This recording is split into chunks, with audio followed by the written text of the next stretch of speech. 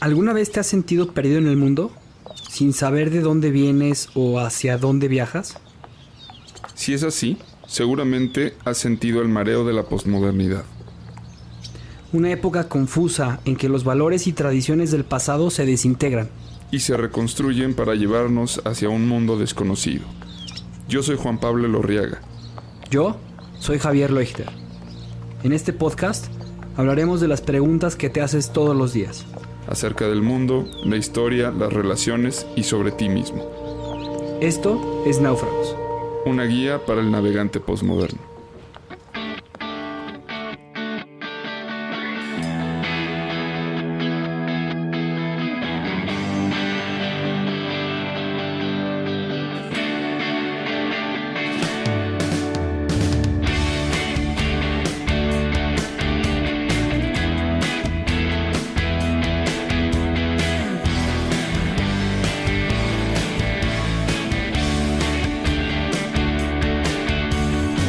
Estoy muy solo y triste acá en este mundo abandonado.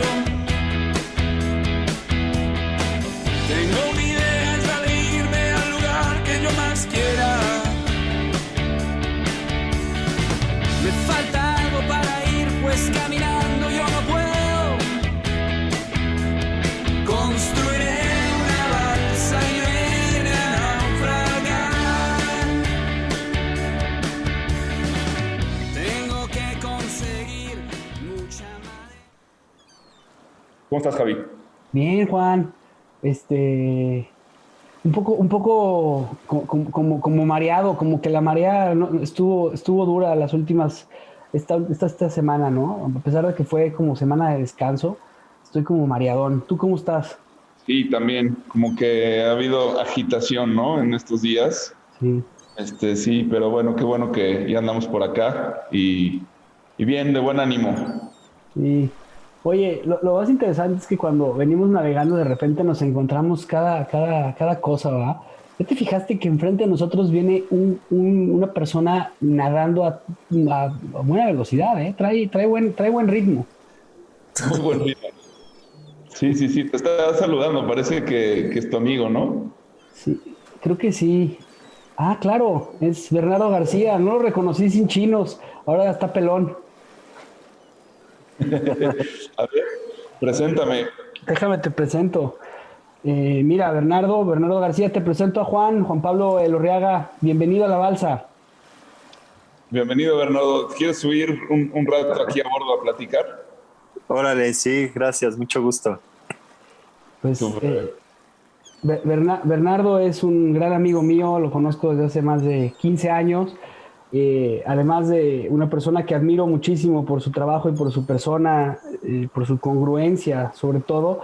Eh, es un arquitecto pues que está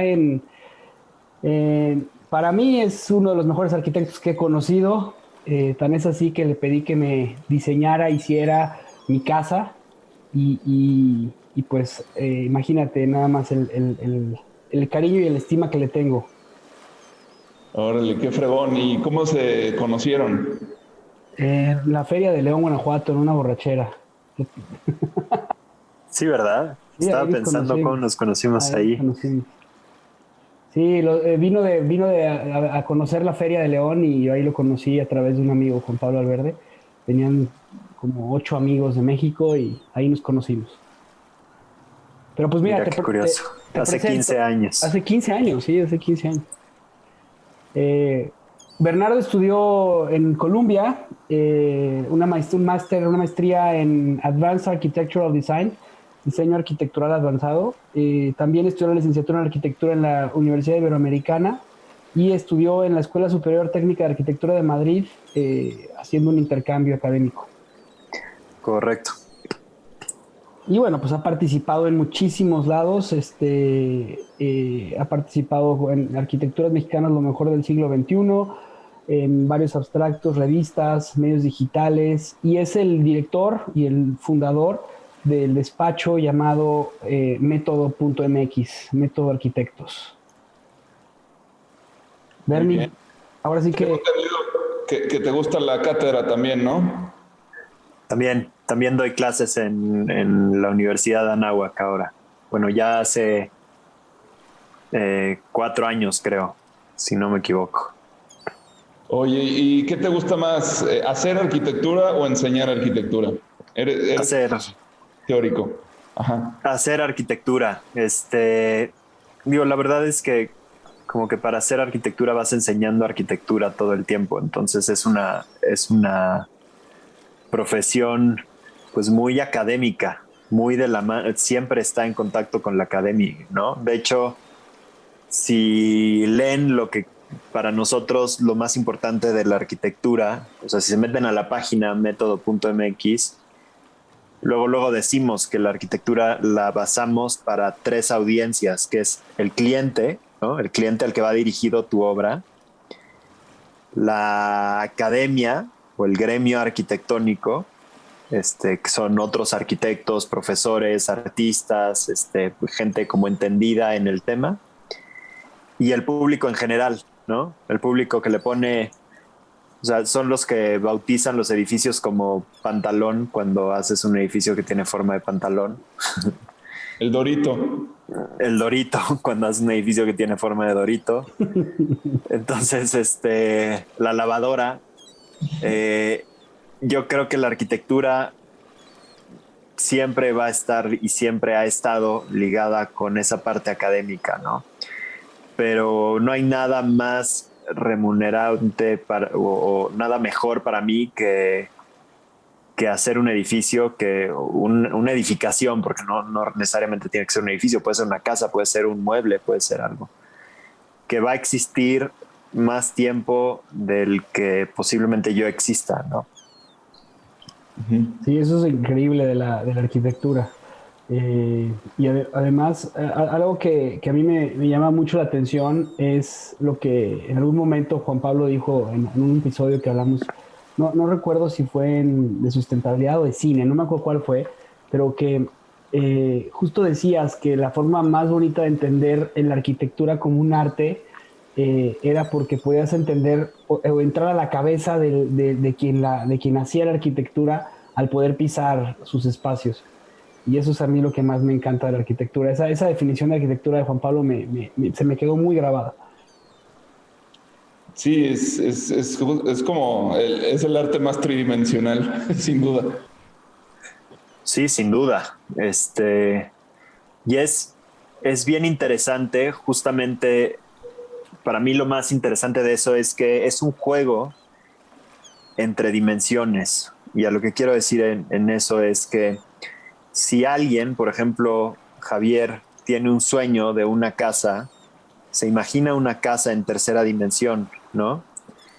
Y mi trabajo como arquitecto es traducirla a una segunda dimensión, que sería una pantalla, un juego de planos, a unos dibujos, unos croquis, ¿no? Para que alguien pueda interpretar esa segunda dimensión y traducirla a una tercera dimensión, otra vez, ¿no? Entonces, es muy curioso, es un arte en el que no tenemos el lenguaje tridimensional para poder expresarlo. Lo tenemos que traducir a un lenguaje bidimensional para poder expresarlo, ¿no? O sea, al final le tenemos que tomar fotos, al final le tenemos que hacer renders, al final le tenemos que hacer un dibujo para poder entenderla, ¿no? Y entonces, pues sí, es un arte como tridimensional y como cualquier cosa en la tercera dimensión, pues lo tenemos que traducir a una segunda dimensión para poder verla, entenderla, ¿no? Oye, ¿y qué opinas por ejemplo, el otro día vi un documental que me llamó mucho la atención sobre un edificio en Chicago, que fue un hospital de un arquitecto pues, de mucho renombre, que ahora no me acuerdo cómo se llamaba, es un edificio así como circular, muy chistoso, así como, creo que una gran obra. Pero bueno, ese hospital ha dejado de estar en funcionamiento y hay toda una disputa entre pues, los que quieren tirarlo y los que quieren conservarlo y resignificar el inmueble para otro uso, ¿no? Ganaron los que lo quieren tirar. Y bueno, por lo visto es una obra que, o sea, que como pieza de arte pues tenía un valor enorme, pero en cuestión de la utilidad perdió su valor y por tanto pues esa lucha al menos la ganó el utilitarismo. Tú como artista, ¿qué piensas de eso? Hijo, pues es un tema bien polémico, porque la verdad, digo, las obras arquitectónicas, como estábamos platicando al principio, tienen una longevidad pues un poco indefinida, ¿no? Y ese es un tema bien controvertido, porque al final del día cada vez hay más construcciones y cada vez hay más construcciones que tratamos de conservar por algún valor, ya sea patrimonial o estético, quizás hasta sentimental, ¿no? Y digo, hace poco Rem Koolhaas, que a lo mejor han oído hablar de él, empezó con esta teoría de que las obras arquitectónicas deberían de tener como una fecha de caducidad, ¿no? Muchas lo tienen de una manera natural, ¿no? Muchas dicen, oye, pues este edificio que hiciste hace 70 años, vamos a tirarlo y construir uno nuevo en su sitio, ¿no? Pero hay muchas que se quedan ahí como a vivir en el tiempo sin fecha de caducidad. Y pues es bien controvertido, porque cuando cambian los usos y cambia la intención y cambia la razón para la que fueron diseñadas, pues a lo mejor ya no tienen esa validez, ¿no? Uh-huh. Y te lo estoy diciendo después de haber debatido esto internamente, ¿no? Porque yo antes originalmente como que decía, hijo, pues si el edificio está bonito, pues que pues hay que mantenerlo, ¿no?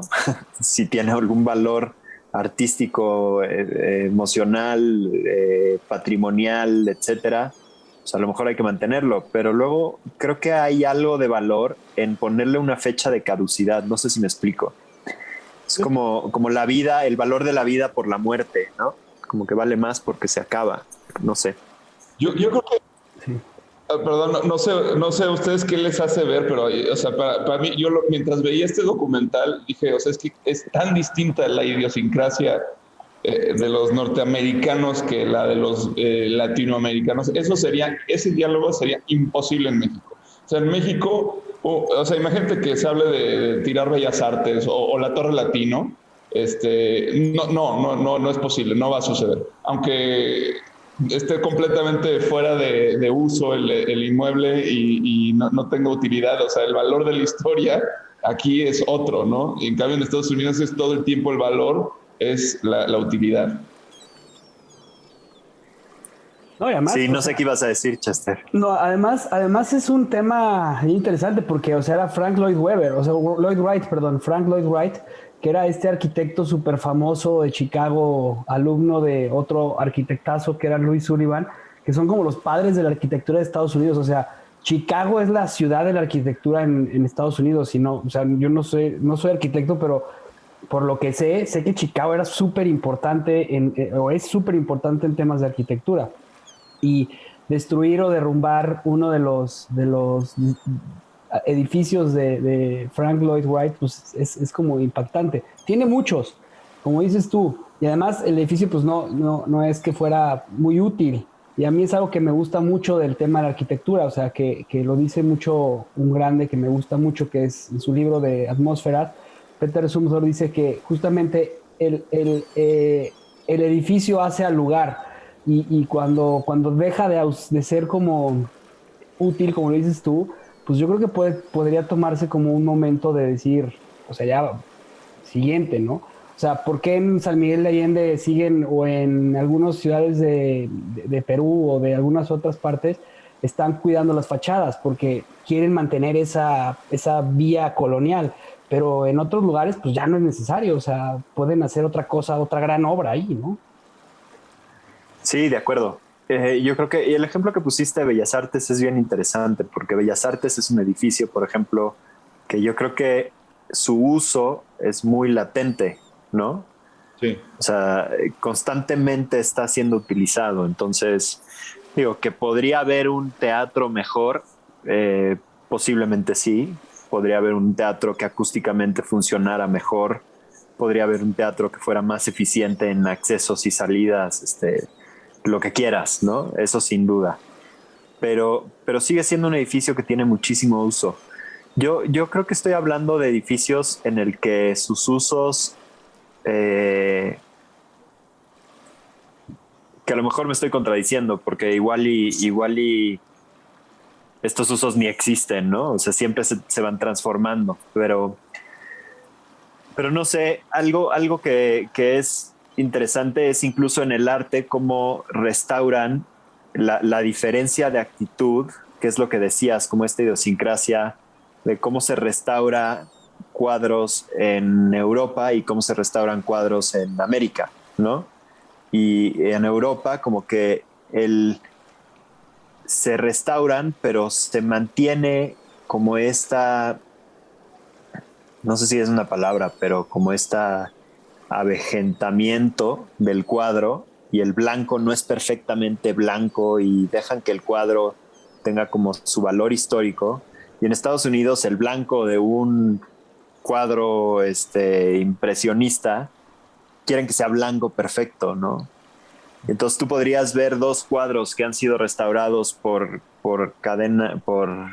escuelas europeas y por escuelas americanas de la misma época y se ven diferentes, ¿no? Y yo creo que es un poco lo que dices de la idiosincrasia.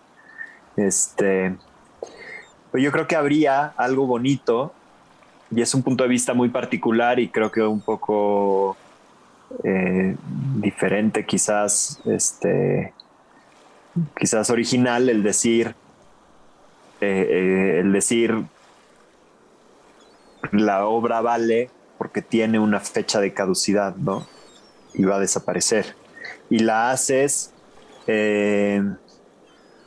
con todo el tema de fotografía, de video, de todo esto que existe hoy en día, pues la haces atemporal y la haces infinita, aunque ya no exista la obra per se. Y le das ¿no? otros espacios a los... Está buena esa teoría, ¿no? Le das otros usos a esos espacios y le das como el sentimiento a que la gente pueda valorar lo que tiene, ¿no? O sea, pues queda tanto tiempo y entonces hace como que se vuelva, no sé, como cuando lo que pasó con Los Pinos en México, que ya podías entrar, ¿no? Ya va a dejar de ser el presidente y ahora ya ahí puedes ir al museo y no sé, está interesante. La devuelves a la segunda dimensión.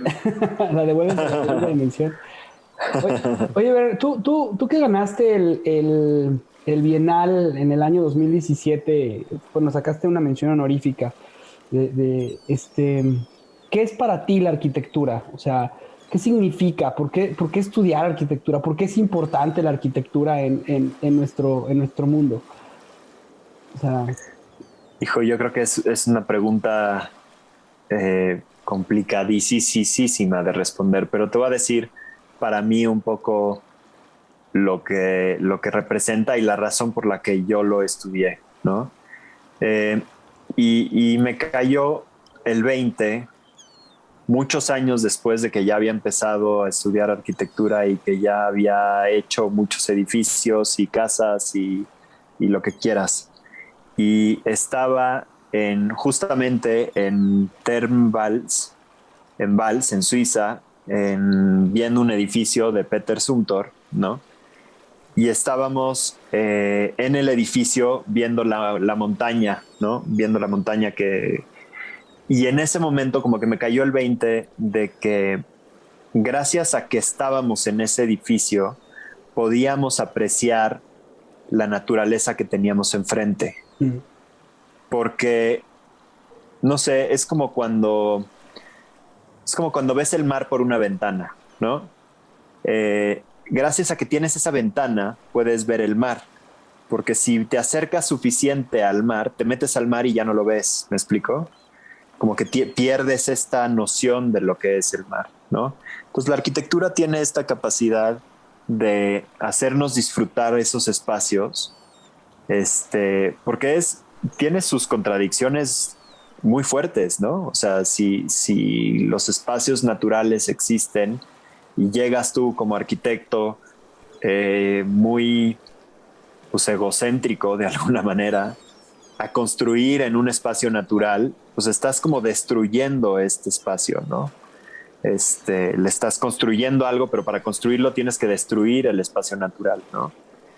Pero también por otro lado tiene esta capacidad de hacer habitable un espacio natural y de acercarte a este espacio natural de tal forma que si no estuvieras en él, no podrías absorberlo. No sé si me explico. Totalmente, y de hecho yo lo he aprendido mucho también con Juan a través del cine, porque, o sea, es a través del lente, a través de la luz que se van generando estas como percepciones de las cosas que va creando el artista. Y yo creo que por eso la arquitectura es eso, o sea, es arte, o sea, nos pasó, la otra vez estábamos en un museo con mis hijas, la primera vez que las llevé a un museo de arte moderno, y les digo, a ver, quería enseñarles como pues empezar a entender un poquito y que pudieran disfrutar de una pieza de arte moderno, que lo interesante de las piezas de artes modernos es que tiene muchísimos significados, y entonces estábamos ahí sentados y ¿qué ven? Y una de mis hijas dijo, pues el mundo, y eran puras latas con puras caras. Pero lo impresionante es que ya desde esa edad empiezan a tener como una percepción de lo que ellos consideran. Y eso es lo bonito de lo que tú dices. O sea, cómo a través de un concreto, a través de una ventana, puedes ver el mundo de otra forma. Eso a mí me parece impresionante. Y bien lo dijo Borges, ¿no? Que el trabajo del artista es transformar lo que sentimos, percibimos y anhelamos en símbolos propios de arte. Y el arquitecto, tú lo dijiste, es percibir lo que necesita la persona para poderlo hacer en símbolos de arquitectura. Y eso está cañón. Está muy cañón. Sí, es bien interesante porque,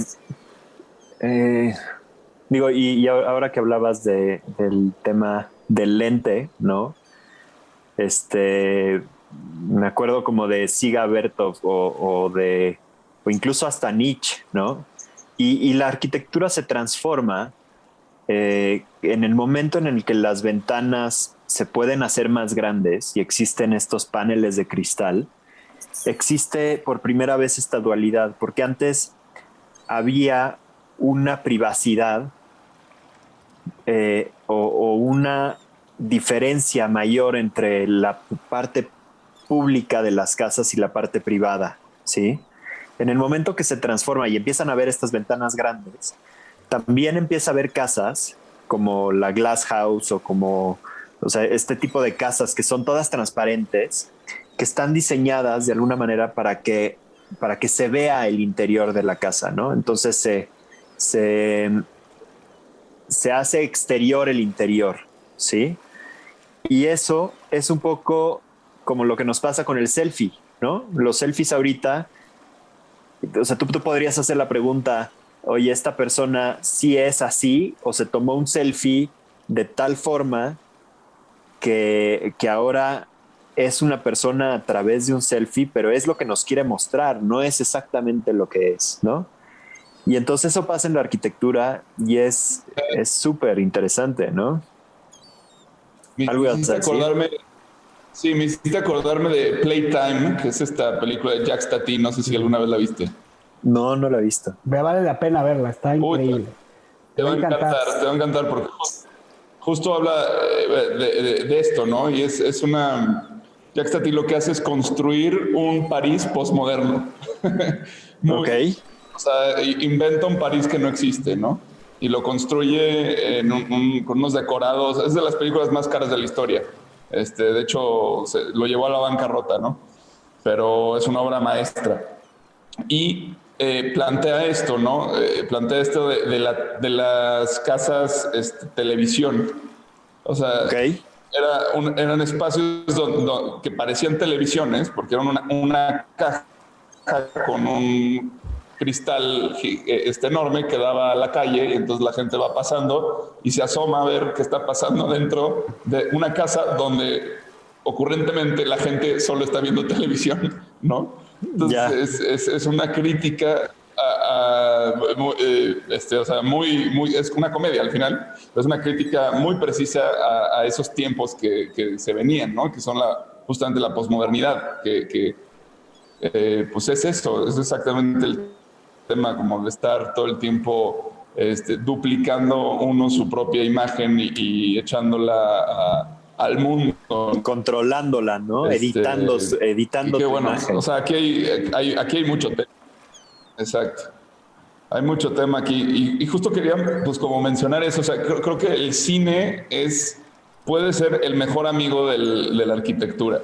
O sea, por esto que como que mencionabas que las casas tienen como una caducidad, por un lado, porque la forma de preservar un inmueble, la forma más fiel que puede existir de preservar un inmueble va a ser esa, ¿no? Pero además, ahí fue cuando yo me enamoré de la arquitectura, fue viendo las películas de Antonioni, que Ujú.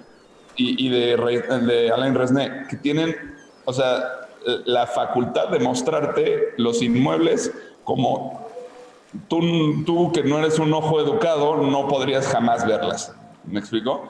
O sea, Sí. encuentran ese punto donde confluyen todas las líneas y te ponen la cámara ahí. Encuentran el movimiento que tienen el flujo natural como de esos espacios y te llevan por ahí, ¿no? De una manera en la que además pues el ser humano no ve de esa forma, ¿no? O sea, no encuadras tú de una manera en la que además haces que fluya el movimiento como con esa simetría que pueden tener los espacios. Entonces, no solamente te muestran y digamos que momifican esos espacios, sino que además te los revelan de una forma en la que tú no podrías verlos. Sí, es De acuerdo. como cuando vas de viaje con el guía de turistas a algún lugar y que le dices, tómame una foto, tú te tomaste fotos en el lugar y cuando te la toma el guía de turista, o sea, es la foto de tu viaje, ya sabes, o sea, es la foto porque está perfectamente bien ubicada la pirámide, está perfectamente bien ubicada el monumento, o sea, y es pues porque lo conocen el lugar a la perfección. Y esta parte, o sea, Kohlhaas, o no sé cómo le digan, justamente es eso. O sea, él empezó como ayudante de cine y luego fue periodista y luego se convirtió hoy en día en uno de los mejores arquitectos que hay, pues yo creo que de la historia, ¿no? O sea, por todo lo que ha dicho y en el momento es como lo máximo, es lo que sé de él. Pero qué interesante que a través del cine, del periodismo, llegó a la arquitectura. Y eso es algo que te iba a preguntar, Manny, porque, o sea, yo sé que tú eres músico y te gusta mucho la música. ¿Cómo la música te ayuda en la arquitectura? ¿Qué te genera la música en la arquitectura? Así, lo pasa lo mismo a Juan, o sea, creo que ustedes dos se llevarán muy bien porque Juan también es músico y entonces la música le ayuda en el cine, pero a ti, ¿cómo te ayuda? Mm. Me dejaste pensando. Este, a ver, yo creo que la verdad a mí como más me ayuda, o sea, cuando estás tocando y entras como un estado Flow. de relajación total o de flow o de como lo quieran llamar, ¿no? Ahora está muy de moda como ponerle nombre a este estado. Como que la música tiene la capacidad de transportarte a otro, pues no sé si es otro estado mental o a otra dimensión o a otra, ¿no? No sé, Juan, si te pasa, pero de repente cuando estás tocando música, se te olvida que estás donde estás ¿no? Y yo creo que esa capacidad es la que más me ayuda en la arquitectura, ¿no? Como que, porque la arquitectura que tratamos de hacer tiene mucho que ver con los sentidos, tiene mucho que ver con la experiencia del usuario, ¿no?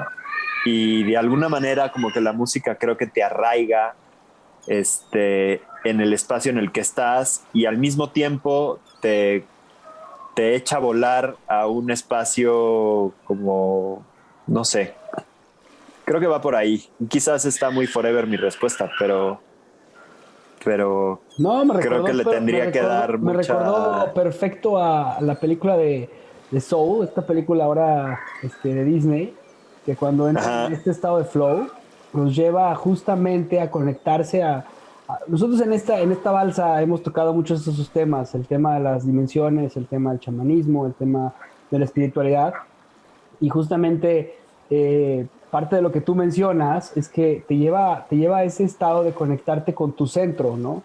Hablábamos hace unas semanas con una artista increíble que estuvo en el CERN y trabaja con la NASA. Y justamente eso es lo que ella nos comentaba, ¿no? De que esta parte artística la llevaba a, a conectarse con mil cosas, o sea, y eso le generaba una creatividad increíble. Entonces sí, Hay una, tu hay una respuesta fue de frase Zero Forever, me gustó mucho. hay una frase de Quincy Jones, que es este productor, este De nosotros. a Michael Jackson, y a muchos los grandes músicos. Tiene esta frase que de hecho está en el video del que te platicaba hace rato, que dice, ¿Ah? si la arquitectura es música congelada, entonces la música es arquitectura líquida. Órale. Wow. Está bueno eso para digerirlo. Sí, es compleja. Ya, fin de conversación, vamos a dormir para digerirlo. Está bueno. Sí, está buena. Yo creo que, bueno, para mí, o sea, yo trazando un paralelismo, además metiendo el cine en esto, sí tiene, o sea, tiene que ver con, para mí, al menos, o sea, yo en qué sentido relaciono la música con todo esto. Yo creo que la música es una estructura subjetiva, ¿no? Que parte pues de una notación musical, de partituras, que de alguna forma de ahí surge la edificación, ¿no? O sea, la música. Sí. Entre estas tres artes hay mucho en común. Sobre todo en cine y arquitectura, yo veo, o sea, en lo que son los medios de producción, me parece que son muy similares. O sea, el tema de la creación de un guión es como la creación de un plano. Este asunto como de visualizar la idea, ir a la segunda dimensión, aterrizarla en la segunda dimensión, luego ir a la tercera dimensión y luego finalmente llevarla a la segunda dimensión de vuelta, ¿no? Sí, de acuerdo. Y la relación que tiene con el dinero también. O sea, porque son dos artes que sin el dinero no sucede. Que creo que el resto de las artes no comparten eso. O sea, digo, todos requieren algo de dinero, pero no como estas, ¿no? O sea, no están tan vinculadas a la industria como estas dos. Incluso la música también podría decirse. Pero la música se puede hacer con cualquier cosa. Sí, ese es como, o sea, como que podrías hacer el argumento de decir qué limitados somos el ser humano porque necesitamos de esta segunda dimensión para poder explicar estos artes, ¿no? Pero también puedes hacer el argumento contrario y decir que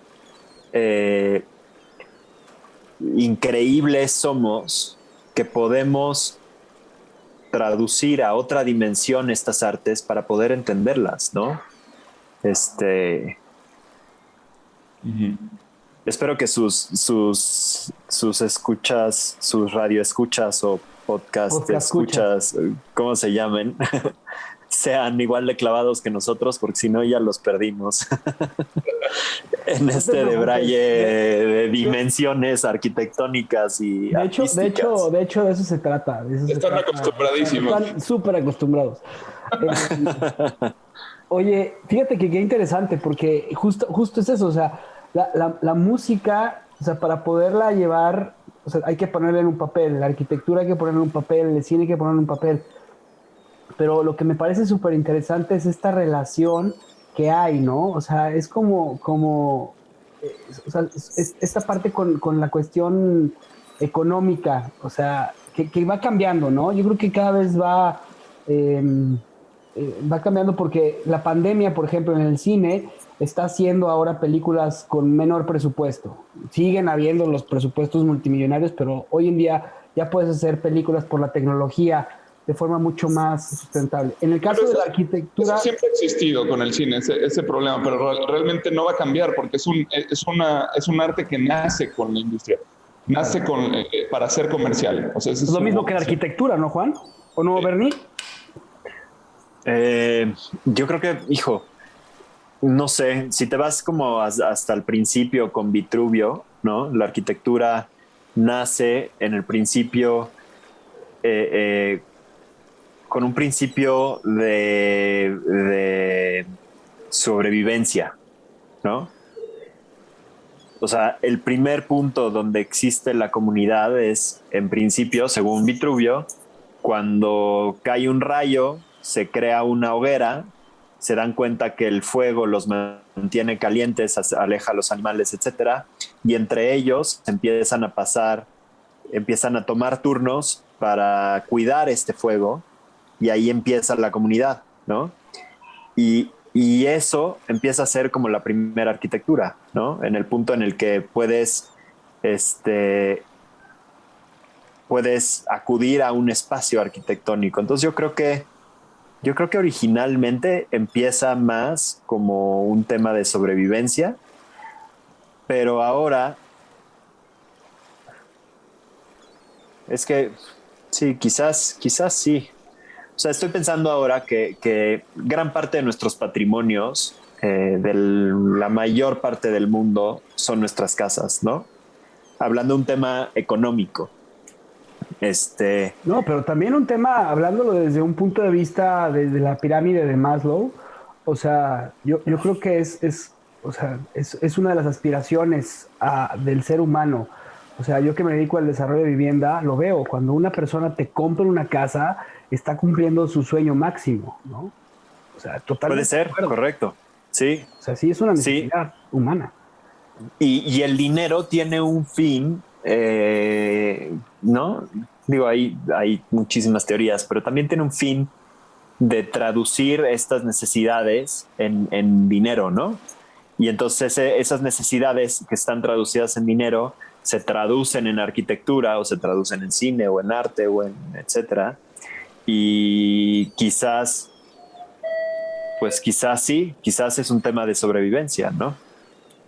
Pero yo creo que si no fuera, por ejemplo, si esto no fuera cierto, de la íntima relación entre lo económico y el tema arquitectónico, entonces el caso de Chicago no sería un tema, no habría controversia, sería tan simple como que, pues ahí está el edificio, o sea, no pasa nada, ¿no? Pero es precisamente la pugna es por un factor económico, o sea, es que si no sirve si no hay una utilidad, el edificio es inútil y esa inutilidad significa que no debe estar ahí.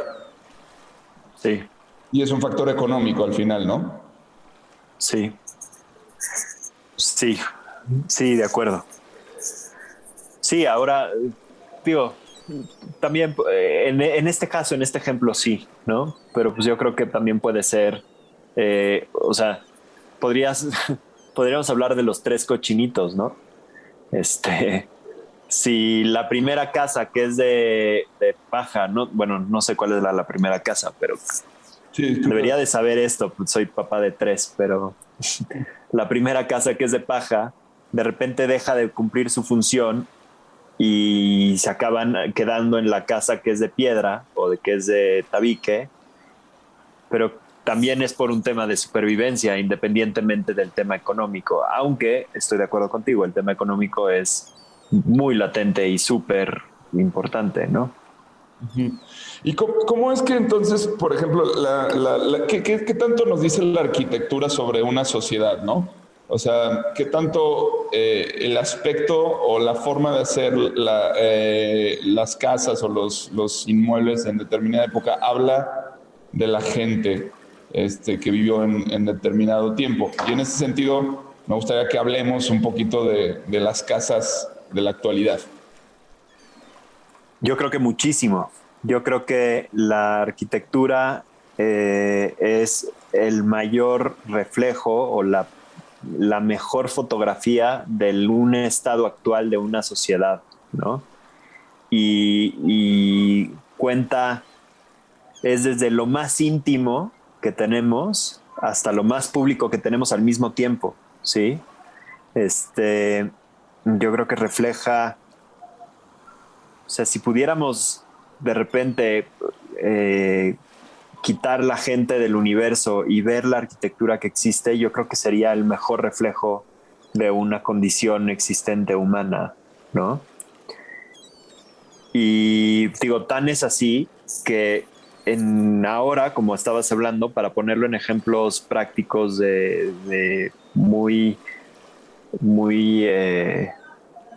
muy actuales, lo puedes ver con el COVID, ¿no? Cómo transformamos las salas de nuestras casas en escuelas para niños, áreas de juego mayores, ¿no? Oficinas, ¿no? O sea, y no lo dudes, que va a tener un impacto. O sea, el tema del COVID va a tener un impacto en la arquitectura importante porque va a haber muchas cosas que ya transformamos nuestra forma de vivir, nuestra forma de habitar, ¿no? Totalmente. Y además, o sea, es como, eso es lo interesante porque se va plasmando, si tú, o sea, como vas viendo las fotografías de cómo va avanzando el mundo conforme a los diseños arquitectónicos. Y vas viendo los avances tecnológicos y vas viendo también el avance intelectual, ¿no? O sea, las casas, cómo van cambiando en cuanto a espacios, en cuanto a baños, por ejemplo.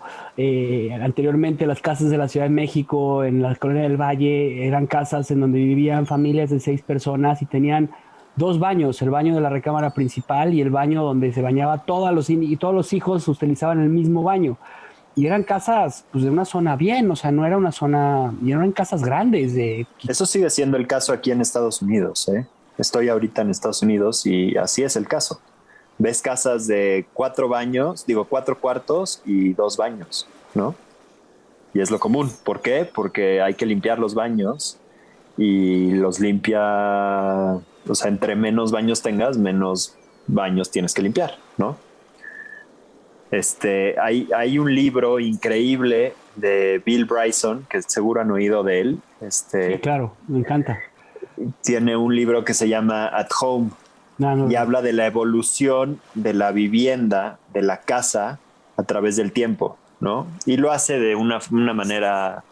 Como Bill Bryson. Sí, como solo él sabe hacer, con una cantidad de información increíble. Me acuerdo perfecto hay dos cosas que me llaman mucho la atención de ese libro, pero habla que las clases sociales, el primer momento donde hay diferencia de clases sociales es cuando, o sea, se crea el hombre, se crea el fuego lo cuidamos, se crea una estructura que protege el fuego, ¿no? Normalmente estas estructuras era una casa que tenía un techo inclinado, 2 aguas y una chimenea, ¿no? Y toda la parte de arriba de esa casa estaba llena de humo porque tenía una hoguera el centro de la casa. Y abajo dormían animales, niños, adultos, diferentes familias, gente de diferentes lugares.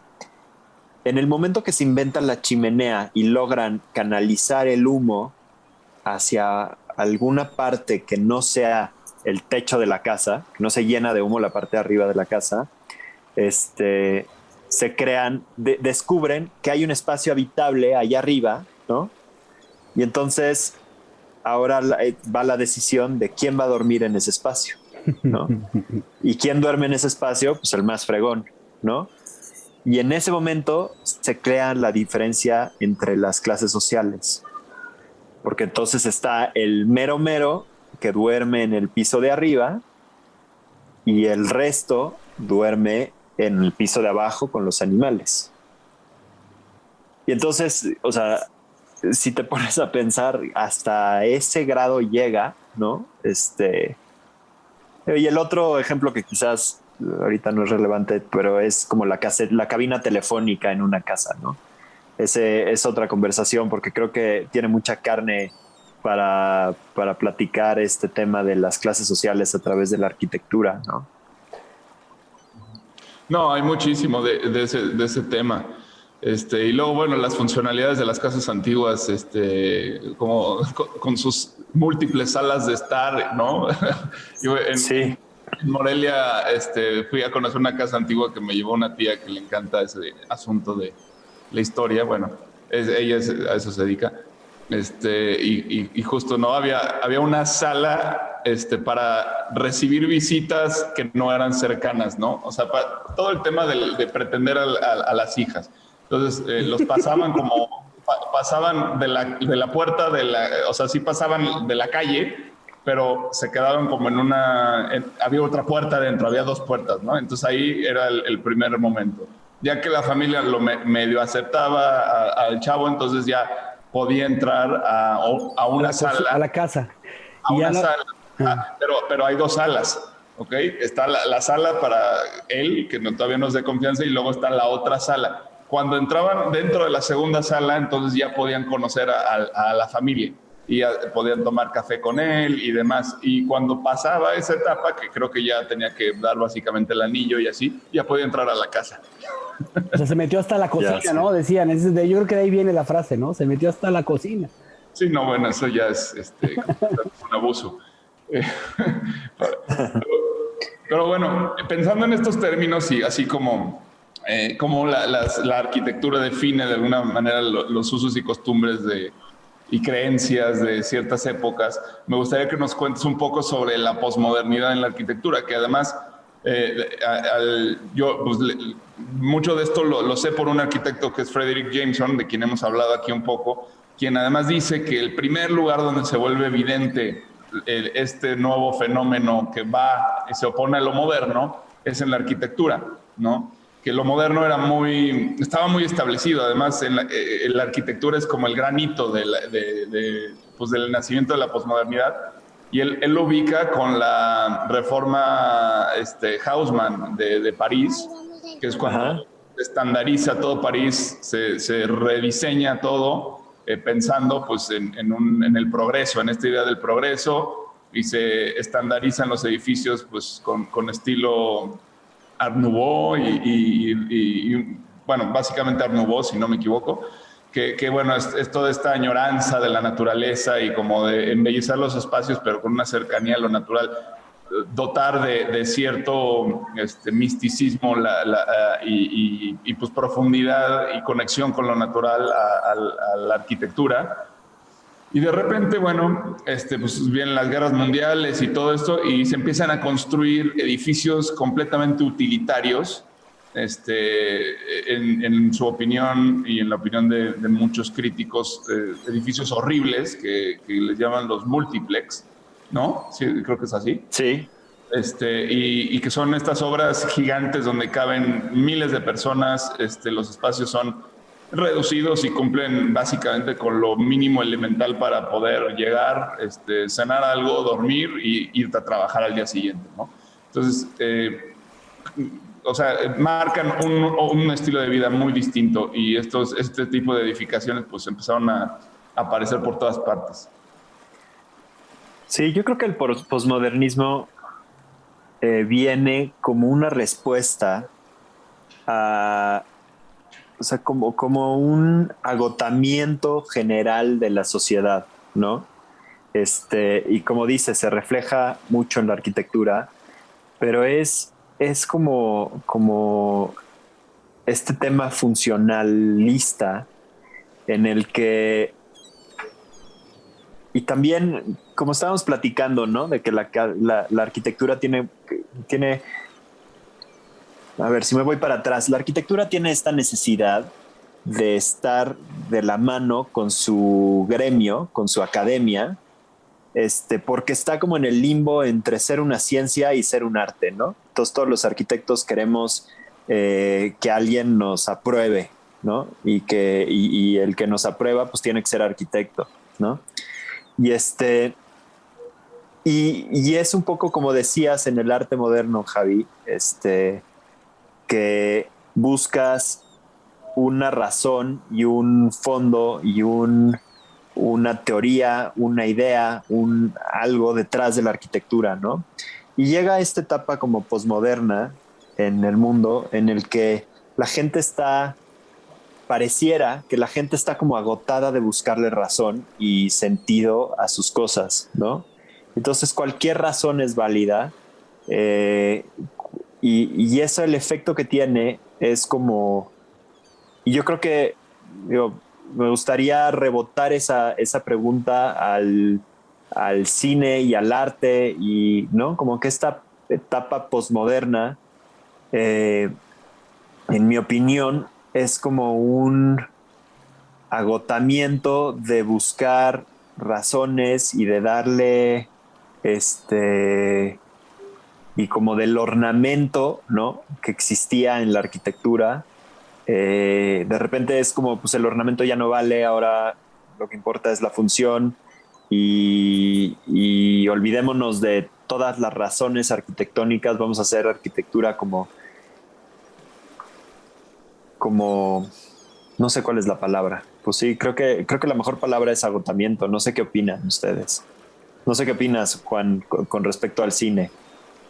Sí, no sé exactamente con respecto al cine, pero sí, agotamiento tiene mucho, es muy atinado, o sea, es esta sociedad del cansancio, ¿no? De la que hemos hablado muchas veces. O sea, es esta sociedad que está cansada, ya pasó además por pues, el existencialismo, ya pasó por, pues es casi como una especie de, pues, de nihilismo, ¿no? Hasta cierto punto.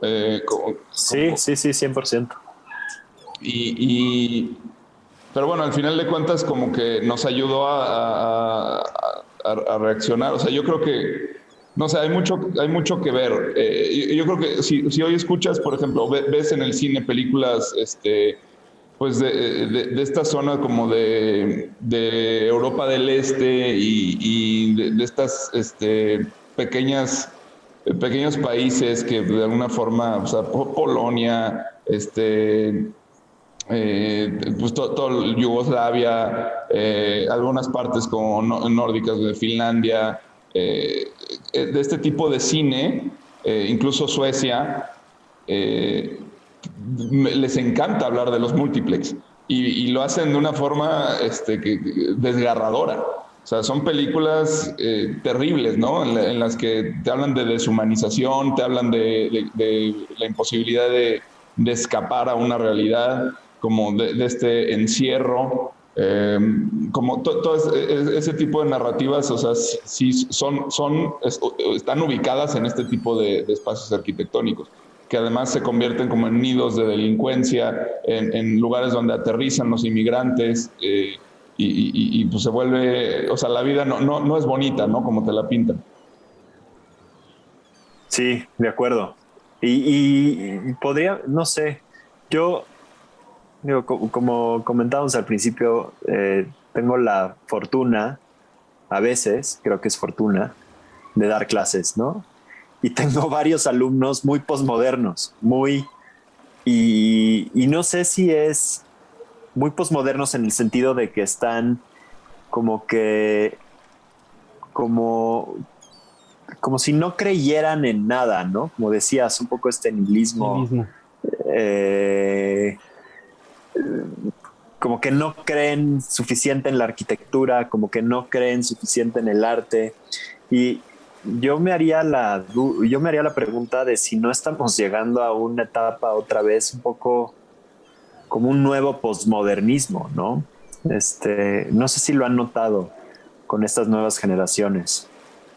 Claro que lo hemos visto, y de hecho creo que se detona fuertemente con todo el tema del COVID, y empiezan a surgir todas estas cuestiones de gente que no cree que sea una enfermedad, gente que no cree en las vacunas, gente que no cree en los gobiernos, y entonces empieza a ver como esta parte de no creer en nada, ¿no? O sea, esta situación de la verdad no existe la verdad, o sea, o la verdad la tiene cualquiera.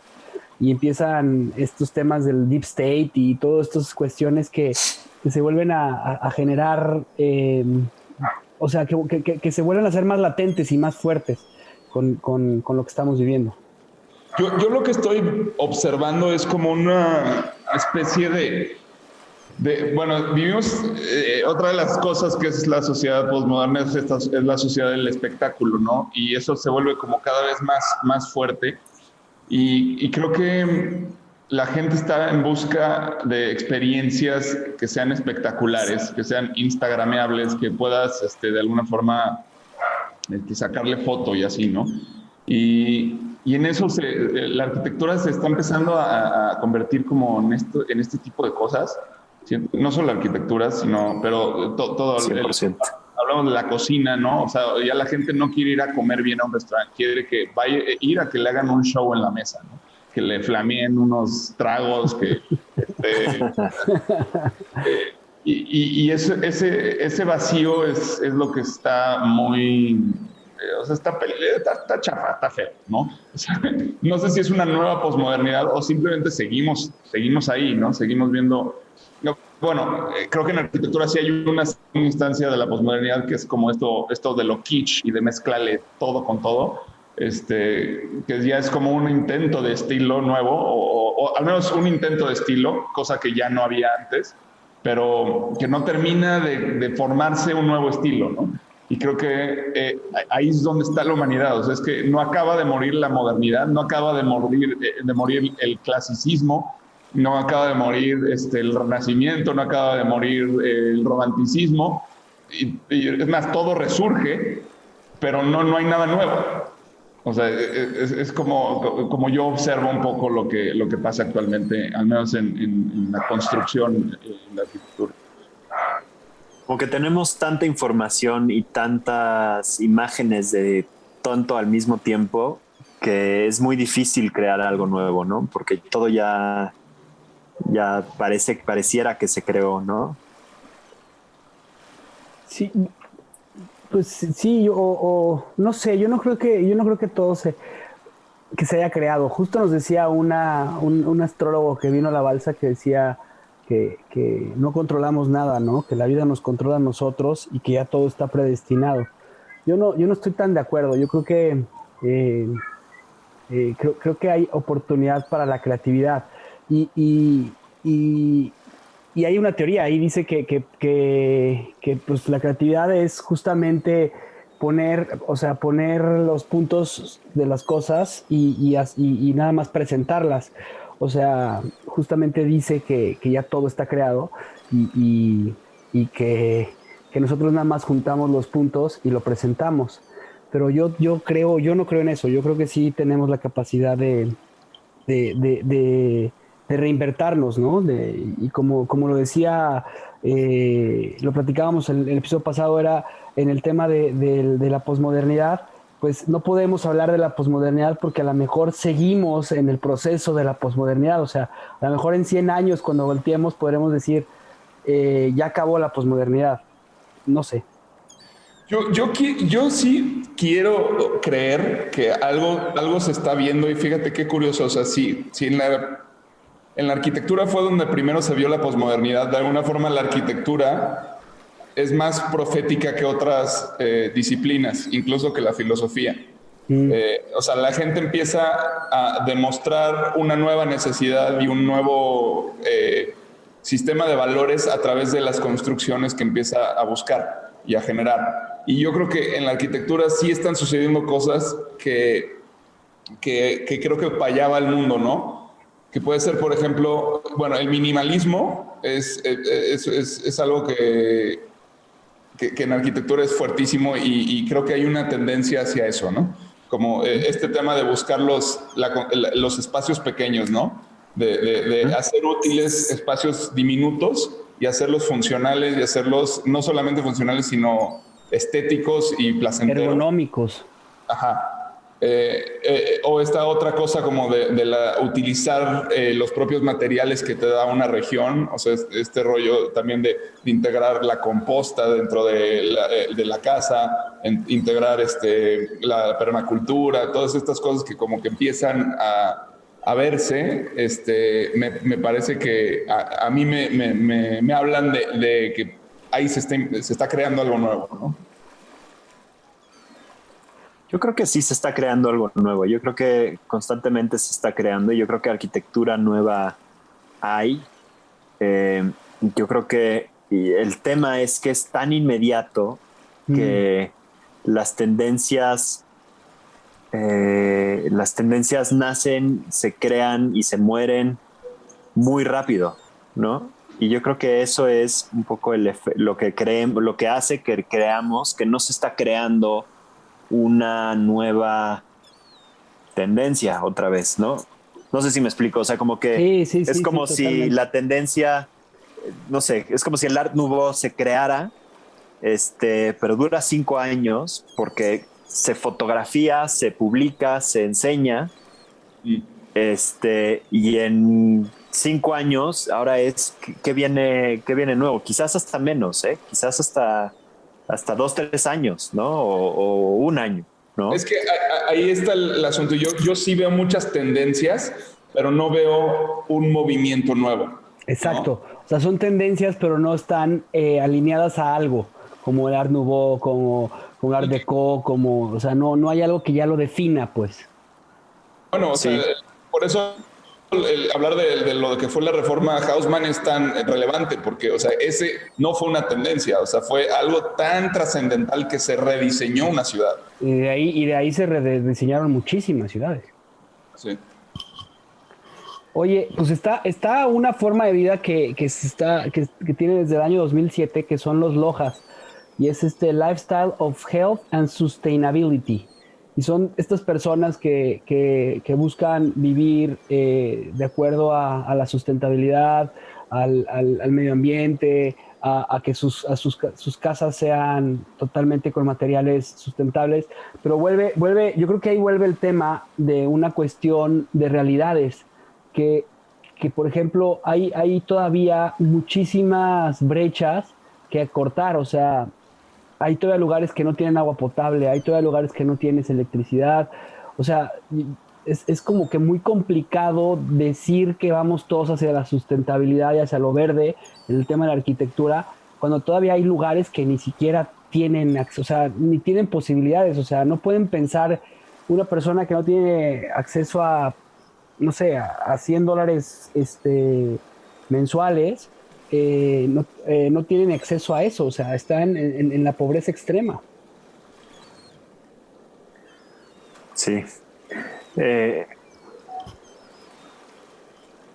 Sí, no sé, yo creo que estaba pensando, quizás debrayando, que la nueva tendencia es como la globalización, ¿no? O sea, como que este mundo global en el que vivimos, en el que todo está al alcance de nuestras pantallas o de nuestros dedos. Del Black Mirror.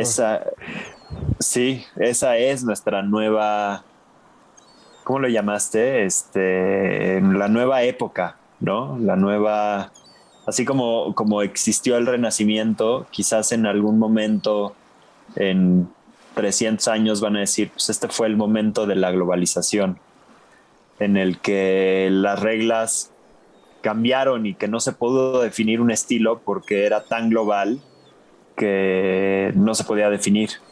Pero bueno, no sé, ¿quién soy yo para ponerle nombre a una época en el mundo, no?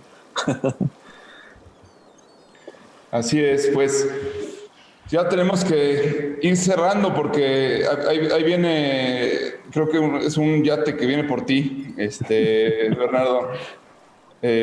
Vamos a dar una conclusión pues con qué nos quedamos, cómo nos vamos de aquí.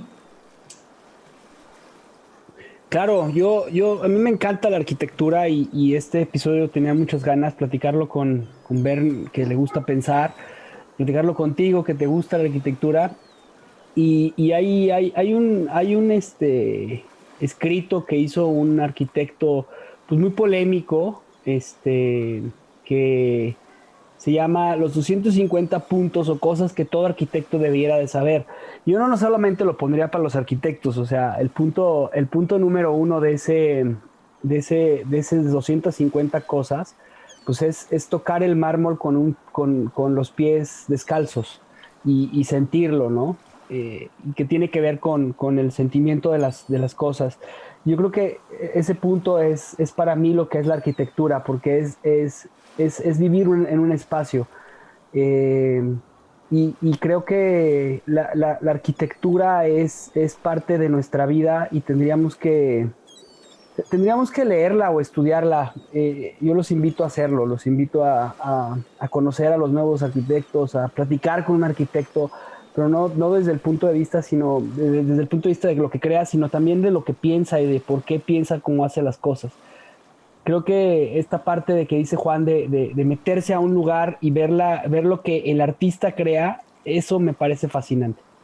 Entonces, para mí la arquitectura, ya para cerrar esto, es la fotografía de las épocas que vamos viviendo y es como una representación en concreto y en materiales de lo que somos como seres humanos.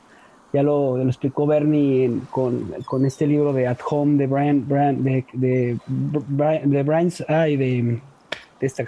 este autor, pero para mí es eso, o sea, esta parte de Bill Bryson.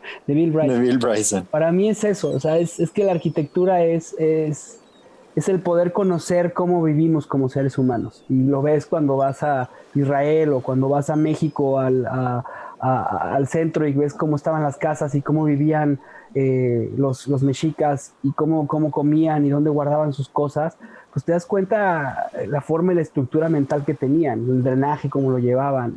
Es increíble, fascinante. Gracias por estar hoy, Bernardo, y por dejarte pensar y poderte cuestionar con nosotros este tipo de cosas. No, hombre, encantado, gracias a ustedes. Estuvo muy divertido navegar en estos temas. ¿Tú qué te llevas? ¿Qué me llevo? Muchas cosas que pensar. Me encantó ese quote de la música es arquitectura líquida. Como para pensarlo, me lo voy a tatuar en algún lado y se lo voy a enseñar a mis alumnos.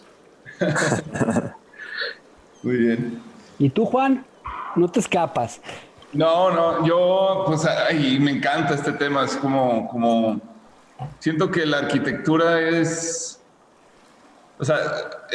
un arte a la vez muy evidente, pero de una sutileza increíble también, porque nos habla sin decir nada, ¿no? O sea, es como que, no sé, en una pintura o en una pieza musical puedes decir fácilmente, esta es una pieza enojada, ¿no? Esta pieza es pacífica es como que es de una claridad diferente, ¿no? La arquitectura es sutil, es como que puede decir muchísimas cosas, puede implicar muchísimas cosas, pero es un arte del subconsciente y que actúa en el subconsciente de las personas y que se arraiga en el subconsciente de las personas, ¿no? Al final de cuentas, creo que la memoria que construimos como niños está siempre vinculada a un espacio arquitectónico y pues es de un impacto enorme, pero muy sutil.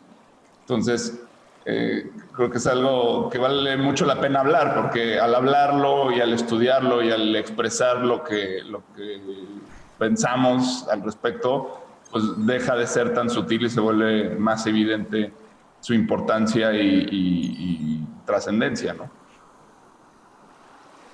Entonces, bueno, pues, sí, increíble. Pues gracias. Mucho para pensar, mucho para digerir. Muchas gracias. Gracias a ustedes. Y pues tiremos el ancla, que ya se está haciendo de noche. Órale, gracias. Bye.